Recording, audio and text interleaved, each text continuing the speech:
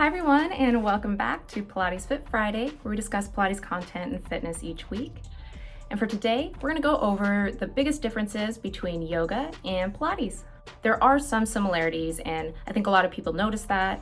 However, there is a lot of differences once you get into the grand scheme of things. But before we get to the differences, let's talk a little bit about the similarities. Both of them utilize mats. They also have available group fitness classes, as well as focusing on flexibility, stability, and also relaxation. Pilates typically utilizes equipment. Now, if you haven't seen my equipment series yet and you're unsure what they do, definitely take a look. I go over all of those pieces of equipment and exercises that we typically use in a session.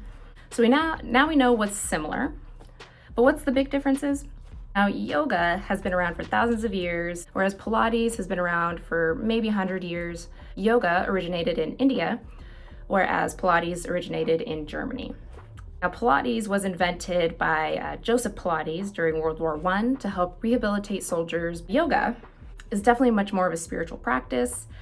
It's very meditative, and it focuses a lot more on the universal consciousness.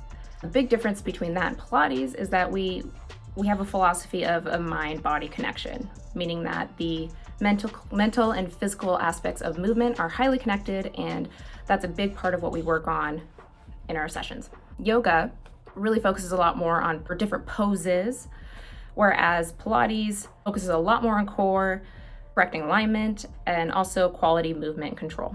If you're looking for something to de-stress or reduce your depression or anxiety, yoga is definitely the better route.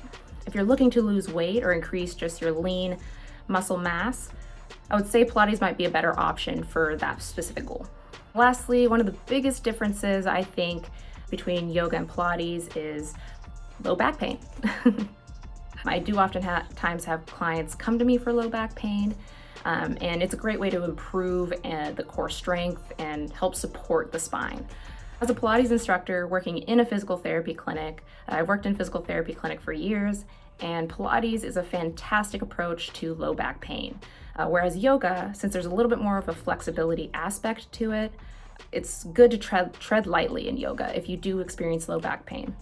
And that being because some of the positions can sometimes aggravate the low back or into positions that the low back isn't stable enough for. So if you are experiencing low back pain, consider that if you're doing both yoga and Pilates. With that being said, those are generally the biggest differences. Like I said, they're both great practices. I'm a Pilates teacher, but I do love yoga, and I think yoga is a great benefit to any training program or practice that you're doing. As well as Pilates, I think anybody can benefit from Pilates. With that being said, if you have any questions about this, leave a comment below. Hit the subscribe button if you want to keep up with our content each week. And also throw a like on there if this is something you enjoy listening to and would like more similar content. Thanks for watching, guys, and we'll see you next week.